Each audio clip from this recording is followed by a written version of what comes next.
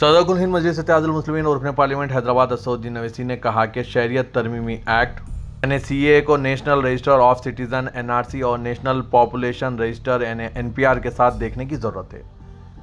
ओवैसी ने कहा कि आपको NRC और NPR के साथ मिलकर CAA को देखने की ज़रूरत है। मरकज़ी वज़ीर दाखिला अमित शाह ने पार्लियामेंट में मेरा नाम लिया और कहा कि NRC और NPR को लागू किया जाएगा, ये रिकॉर्ड पर है। ओवैसी ने कहा कि बीजेपी का बुनियादी मकसद मुल्क में NPR और NRC को नाफिज करना है। असदुद्दीन अवैसी ने आज हैदराबाद में मजलिस के सदर दफ्तर दारुस्सलाम में एक प्रेस कॉन्फ्रेंस में यह बात कही। ओवैसी ने CAA को तफरुका अंगेज करार दिया। गोडसे की सोच पर मबनी है जो मुसलमानों को दूसरे दर्जे के शहरियों में कम करना चाहते हैं। ओवैसी ने कहा कि तारीख को समझो, सबसे पहले इलेक्शन का मौसम आएगा, इसके बाद CAA के कानून होंगे। पेश है इस खुसूस में असदुद्दीन अवैसी के प्रेस कॉन्फ्रेंस की कुछ झलकियाँ। Bureau report सियासत.com। देखिए, सबसे पहली बात तो ये है कि ये कानून जो मोदी सरकार ने आज से 4 साल पहले बनाया था वो संविधान के खिलाफ है। आप रिलीजन की बुनियाद पर कानून नहीं बना सकते, इसमें कई सुप्रीम कोर्ट के जजमेंट्स हैं और राइट टू इक्वालिटी के खिलाफ है। आप कैसे हर रिलीजन को आप उसकी इजाज़त दे रहे हैं उनको, और आप जो रिलीजन जिनका इस्लाम है उनको आप नहीं दे रहे, वो एक पॉइंट है। दूसरा ये है कि मैंने उस वक्त पार्लियामेंट में कहा था कि इसी तरह का एक क़ानून वाइट साउथ अफ्रीका ने बनाया था तो महात्मा गांधी ने उस कानून को फाड़ दिया था। मैंने भी पार्लियामेंट में इस CAA के उस बिल को फाड़ा था। तीसरी बात यह है कि अब 4 साल के बाद ये सरकार रूल्स बना रही है। मैं देश को ये बताना चाह रहा हूँ कि मैंने नहीं, मौजूदा अभी प्रेजेंट होम मिनिस्टर ने पार्लियामेंट में कहा था मेरा नाम लेकर के ओवैसी जी NPR भी आएगा, NRC भी आएगा। कई टीवी के इंटरव्यूज़ में उन्होंने बात कही थी। तो हम ये बताना चाह रहे हैं कि CAA एक्ट को सिर्फ आप CAA से मत देखिए, इसको आपको NPR से और NRC से जोड़कर देखना पड़ेगा।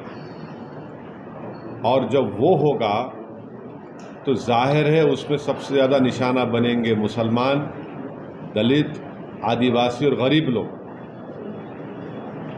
पांचवी बात यह है कि अब आसाम में सुप्रीम कोर्ट मॉनिटर्ड एक NRC हुआ, 19 लाख लोगों के नाम नहीं आए, जिसमें से लगभग 10 से 12 लाख हमारे हिंदू भाई बहनों के नाम नहीं आए। उनको अब हेमंत बिस्वा शर्मा ये बोल रहे हैं कि CAA कानून जब इम्प्लीमेंट होगा तो उन सब को सिटीजनशिप मिल जाएगी, क्योंकि उनका रिलीजन उसमें इंक्लूड हो गया। अब उसमें 1 लाख से 1.5 लाख या 2 लाख करीब जो मुसलमान नाम है उनको इसका फ़ायदा नहीं मिलेगा। ये बताइए, ये नाइंसाफ़ी नहीं है तो क्या है?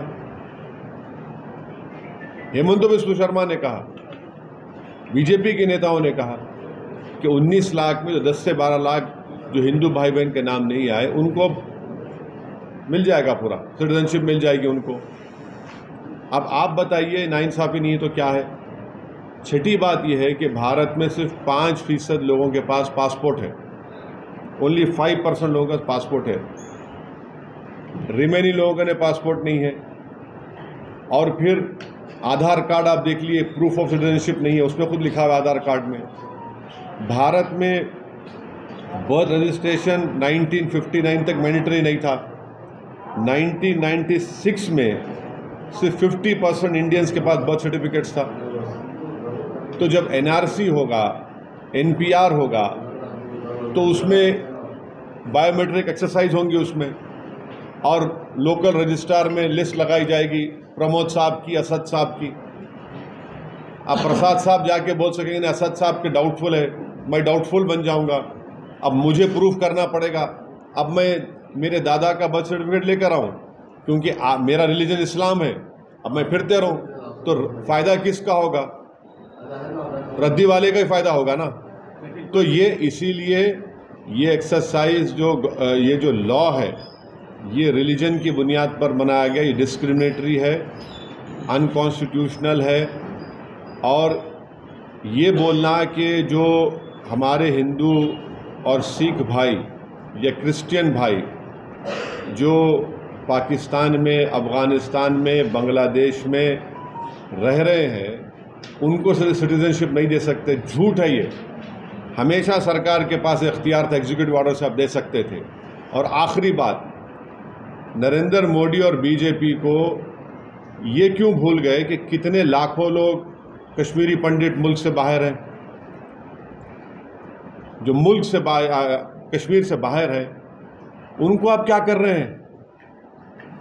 उनको आप क्या कर रहे हैं? भूल गए आप कश्मीरी पंडितों को? कम से कम 5 लाख कश्मीर के बाहर हैं, लेकर जाइए ना कश्मीर में उनको। इंग्लैंड में इंडियन जो वहाँ के इंडियंस यहाँ पर वहाँ चले गए जो इलीगल है, उनको वापस लेकर आइए। ग्रेट ब्रिटेन बोल रहा है कि लेकर आइए वापस, सरकार बोलती है हम नहीं लेकर आएंगे। तो ये गलत है, डिस्क्रिमिनेटरी है, अनकॉन्स्टिट्यूशनल है। सरकार के पास पहले से पावर्स थे और है और रहेंगे कि वो जो हिंदू भाई बहन पाकिस्तान में है या बांग्लादेश से है, आप दे सकते हो उनको। और मैंने खुद केस डाला है सुप्रीम कोर्ट में। हम लोग जब CAA का हियरिंग हुई थी, हमारे लॉयर जनाब निज़ाम पाशा साहब ने स्टे की मांग की थी, तो गवर्नमेंट ने कहा था कि अभी रूल्स नहीं बनाए। अब जब रूल्स बनाए तो हम सुप्रीम कोर्ट में डालेंगे और इसके ऊपर हम कोशिश करेंगे कि सुप्रीम कोर्ट में जाकर इसको उठाया जाए इस मसले।